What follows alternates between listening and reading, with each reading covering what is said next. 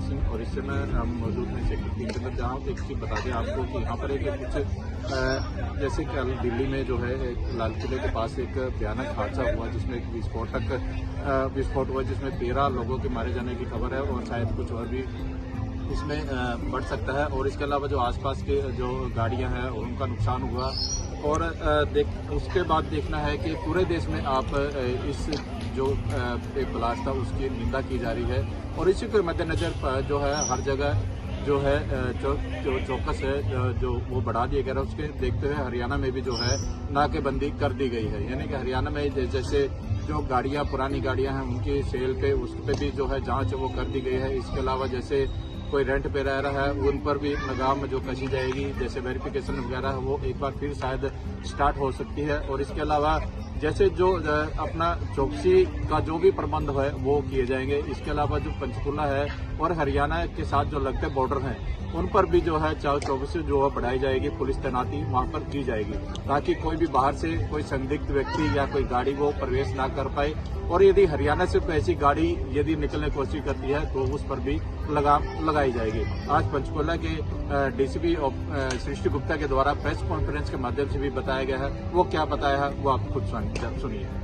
उसके बाद हरियाणा के अंदर अलर्ट की बात सामने आई थी। पंचकुला की अगर हम बात करें, क्योंकि एक तरफ पंजाब है दूसरी तरफ हिमाचल है, बॉर्डरिंग जो आपस में जो कनेक्टिविटी है उसको ध्यान में रखते हुए यहाँ किस तरीके से अलर्ट किया गया, किस प्रकार से निगरानी की गई है? कल की घटना के बाद जो हाई अलर्ट एक जारी हुआ हमारे स्टेट में, तो उसको मद्देनजर रखते हुए जितने भी फटाफट हमने ये इंश्योर किया कि हमारे जितने भी जो एक रेलवे स्टेशन हो गया या बस स्टैंड है या जो भी पार्किंग लॉट्स हैं या जितने भी टैक्सी स्टैंड हैं वहाँ पर हमने तुरंत प्रभाव से ये सुनिश्चित किया कि कोई भी अनक्लेम बैगेज या कोई लावारिस वस्तु नहीं पड़ी हो। और इनफैक्ट पिछले हफ्ते ही हमने ये भी अभियान चलाया था कि जितने भी पुरानी गाड़ियाँ खड़ी हुई थी सिटी एरिया में उनको हमने चेक किया था और उनको इम्पाउंड कर लिया था। बाकी साथ ही साथ आज हमने जितने भी सेकेंड हैंड कार्स के डीलर्स होते हैं उनके पास भी जाके ये चेक किया है, उनके रिकॉर्ड्स चेक किए हैं कि उन्होंने बीते कुछ दिनों में गाड़ियाँ किसको बेची हैं और यदि उसमें से कोई भी सस्पेक्टेड बंदा लग रहा है तो उसकी वेरिफिकेशन की जा रही है। सो फार हमारे ज़िले की नील रिपोर्ट आई है, सारी वेरीफाइड हैं। और जहाँ तक कि आपने इंटरस्टेट बॉर्डर्स की बात करी तो उसमें भी चेकिंग हमने 3-4 हफ्ते पहले भी नाकाबंदी अपनी सुनिश्चित करी थी और अब उसको दोबारा से आपको फिजिकल चेकिंग दिखनी शुरू हो जाएगी। अदरवाइज उसको हम अपने कंट्रोल रूम से सीसीटीवी के द्वारा मॉनिटर कर रहे थे, बट फिजिकल चेकिंग तो मुख्यतः कौन कौन से पॉइंट्स लेने वाले हैं जिस पर खास फोकस रखा जाएगा, क्योंकि जो क्लास का डिस्टेंस है बहुत दूर है, लेकिन किस तरह से पॉइंट्स की अगर बात करें पंचकुला की क्योंकि पूरे उत्तर कितना भारत में गंभीर है अलर्ट ये माना मामला, कितनी गंभीरता इसमें देखते हैं आप? लेकिन कोई भी ऐसा ब्लास्ट हो जाना और वो भी देश की राजधानी में हो रहा है काफ़ी गंभीर मामला है। एंड ज़्यादातर ऐसे मूवमेंट की हमें इंटेलिजेंस जो हमारे तंत्र रहते हैं उनके द्वारा पता चलता है। बाकी हम भी अपनी तरफ से एक पुलिस की प्रेजेंस हो, एक सतर्कता हो, कोई भी अगर सस्पेक्टेड मूवमेंट है, कोई भी सस्पेक्टेड लोग आकर हमारे एरिया में होटल वगैरह में धर्मशालाओं में रुक रहे हैं तो उन पर निगरानी रखकर हम ऐसे इवेंट्स को प्रिवेंट करने की पूरी कोशिश करते हैं। और आपका जैसे सवाल था कि मुख्यतः कौन से ऐसे एरियाज़ हैं जहाँ पर ज़्यादा जोर दिया जाएगा, बजाय कि मैं आपको बताऊं कि स्पेसिफिक ये पॉइंट्स हैं, ये पॉइंट्स हैं, ये पॉइंट्स हैं, तो पुलिस की चेकिंग तो देखिए तभी प्रभावी है जब वो औचक हो और एकदम अनप्रेडिक्टेबल तरीके से हो।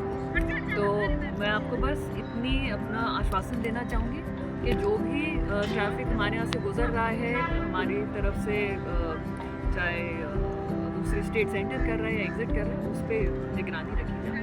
मैडम, अनआइडेंटिफाइड गाड़ियों की बात तो आपने की, एक तो वो जो गाड़ियाँ पुरानी जो कुछ आप बता रहे हैं इम्पाउंड की, उनकी संख्या क्या है? दूसरा जो डीलर्स से आपने बात की है उसकी जो वेरिफिकेशन में कितनी गाड़ियाँ जो है वेरीफाई आपने सो फार अभी तक के इतने कम टाइम स्पेंड में? जी, इसके आंकड़े तो अभी मेरे पास नहीं मौजूद, पर ये वेरिफिकेशन ज़रूर हुई है सभी डीलर्स के पास, सेकेंड हैंड कार के जो डीलर्स हैं।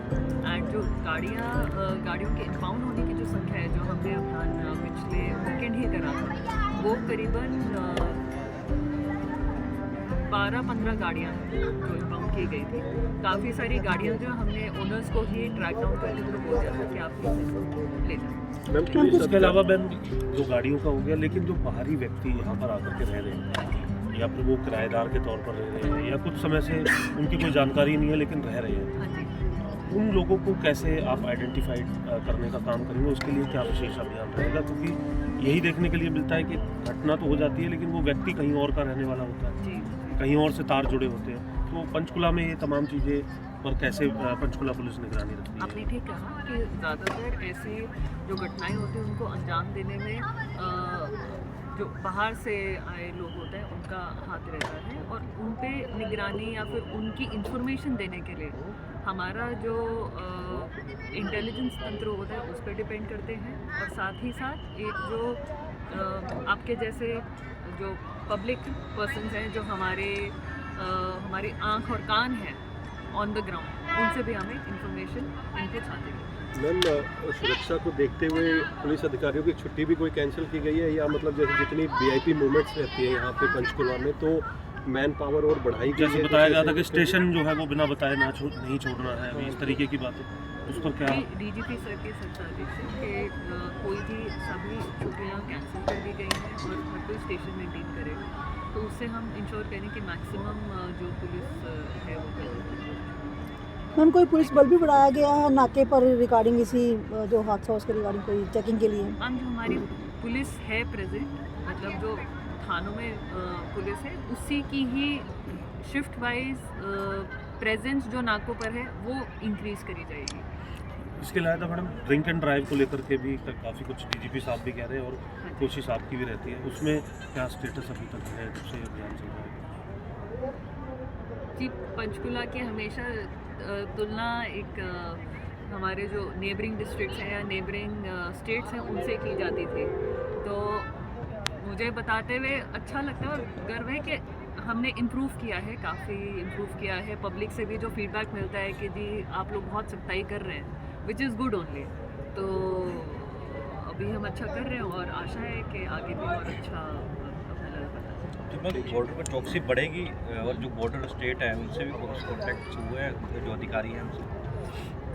देखिए, जो SHO लेवल पे और क्राइम यूनिट्स के लेवल पर जो कोऑर्डिनेशन है वो हमेशा रहता ही है। एंड साथ में हमारे Panchkula by the virtue of being corner district and VIP movements की वजह से वैसे भी कोऑर्डिनेशन हमारा रहता ही है, बट ऑब्वियसली इसको मद्देनज़र रखते हुए और अच्छे से एक तालमेल।